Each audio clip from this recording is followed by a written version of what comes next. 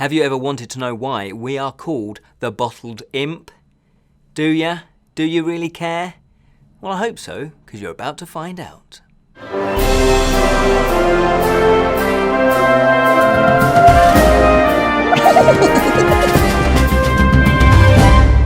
Hello and welcome to the Bottled Imp, exploring the realms of fantasy. My name is Ken Boyter, and today we are going to look at the story that inspired our channel's name. It is the Bottle Imp, clever, huh? Without the D. And it's by Robert Louis Stevenson, and it was first written in 1891. And yeah, I actually came across this story in a slightly different way. It wasn't the Robert Louis Stevenson story, it was actually from this book here, the Encyclopaedia of Things That Never Were. And there's a little section in here that tells you about the concept of what the Bottle Imp is. And I was so inspired, I had to find out more. The Bottle Imp by Robert Louis Stevenson is a tale, it's a cautionary tale of selling your soul to the devil. Now the setup is, there is a bottle that has an imp in it, hence the Bottle Imp. And basically what you do with that is, if you have the bottle, you then can have your wishes come true. All your desires come true. But of course there is a catch, and that catch is, if you are the one who has the bottle in your possession and you die, you go to hell. Yes. And obviously if you believe in hell and heaven, then, you know, that's quite a serious thing. Now, there is another catch as well. You cannot get rid of the bottle. You can't just give it away for free. You can't just leave it and then walk away from it, because it magically will come back to you. The only way you can pass on the bottle is if you sell it, and if you sell it for less than you actually bought it for. Now you can imagine that if you've bought the bottle for, I don't know, £1 million, then of course there's lots of leeway that you can sell it. You know, the bottle can keep selling and selling and selling. But of course, when that bottle gets lower and lower and lower, say for example down to 1 penny or a cent if you're in America or other places that use that monetary value, I don't know what you call that, monetary value? Anyway, you know what I mean. Then you're in trouble because, you know, is there anything smaller than a penny or a cent? And that's exactly what happens to a poor Hawaiian native called Keeve, I think that's how you pronounce it. And he actually buys the bottle at the beginning of the story from an elderly gentleman, and he buys it for a very, very low amount. But, you know, he's very poor, and the elderly gentleman convinces him that he'll be able to sell it on.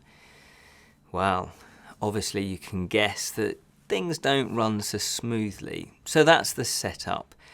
Now, I don't want to spoil the plot for you because, you know, there are a few twists and a few changes. There are themes in this. It is a short story. There's quite a few themes for a short story, which is very pleasing to read. The main one, obviously, is the cautionary tale of everything that you wish and desire can come with a catch. There is normally a price to pay. You don't get anything for free in this world. And, you know, it's the Dr. Faust story of, well, if you want, you know, gold and treasure and anything, there's going to be a price. And are you willing? What are you willing to sell your soul for? You know, what price are you going to put on your soul? And the other theme is, there's a theme, is a love story that runs through this. And there's also a sacrifice theme that runs through it as well. It's about, yes, you might be, you know, your heart's desire, you might appear to be greedy or you appear to be selfish because you want those things for yourself. But the story manages to weave in a really nice sacrificial element to the plot. And therefore it does have a bit of heart, this short story. Overall, though, I was slightly disappointed with the story. I was expecting something a bit more, a bit meatier. It's difficult to explain. It's a good short story, and I really, really love the concept of the fact that you've got a bottle that gets passed on from person to person and you have to sell it for less, you know, because obviously you know that's a catch-22 type situation. And when you buy it for a small amount, will you actually be able to sell it on again? And you're risking so much more if you're buying it for a small amount. You must be really, really desperate if you're going to buy it. So I love the concept. The story itself and the way it's written for me was a little bit, I don't know, it felt like it was just on the surface. I didn't connect totally with the characters.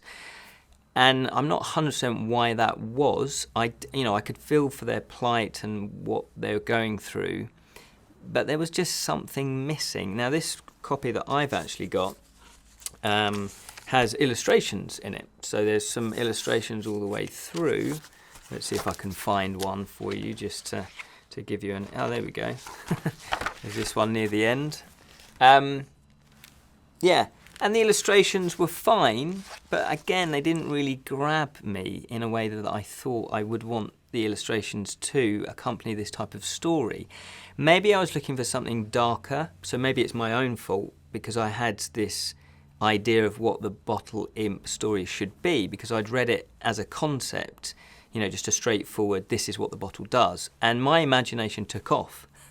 And hence I actually wrote my own story. I did some research, found that there was this story, Robert Louis Stevenson, because I thought, this will make a great short story. Well, it had already been done before, over 100 years ago. And so I was a little bit gutted. So then I took that concept of the bottle and your heart's desire being passed on to one character to another, and I've written my own children's story about that. And mine is a bit more gritty, it's a bit darker than what this one is. That said, there is enough story there that it's not all just happy. There is some dark twists along the way, and there's a nice kind of resolution how the story wraps up. I did like the ending, so that's always a bonus, because sometimes you can read something and then love it and then be disappointed with the ending. But for me, it just didn't grip me enough. I would recommend that you do read it though, because again, it's one of these stories that the concept is good. It's a cautionary tale, it's a fable. It's one of those stories, it's a kind of fairy tale type atmosphere to it. And it's one that can inspire you. There's enough in there for then your brain and your imagination to race away and kind of, be inspired by it. So I was kind of maybe looking for a different story. So maybe it was my fault the way I approached this. I didn't really come in with an open mind. Apparently, though, this Robert Louis Stevenson was influenced by the Brothers Grimm. There is a story called Spiritus Familiars. I think that's how you pronounce it. And I've yet to kind of track that down. So I do want to read that because I'm intrigued by this whole Bottle Imp concept. That said, I would recommend reading this. There are different versions, as in you don't have to get this edition, obviously. I don't think it's generally in print. This is a second-hand one. I'm not sure there's a real recent one that's been printed. If there is, let me know. Leave some comments below. And yeah, I would recommend checking this out. And this is how our channel got its name. Thank you so much for watching our review of The Bottle Imp by Robert Louis Stevenson, the inspiration for the name of this channel, and also my children's story. If you haven't done so already, we do have a new show. It's a weekly show and it comes out on every Wednesday, and it's called The Fantasy News Show, which you can obviously guess covers fantasy news. It's your weekly fix. Check that out. We also have a website now, thebottledimp.com, and we're on all the social media, as per usual. Until next time, fellow imps, remember, keep it unreal.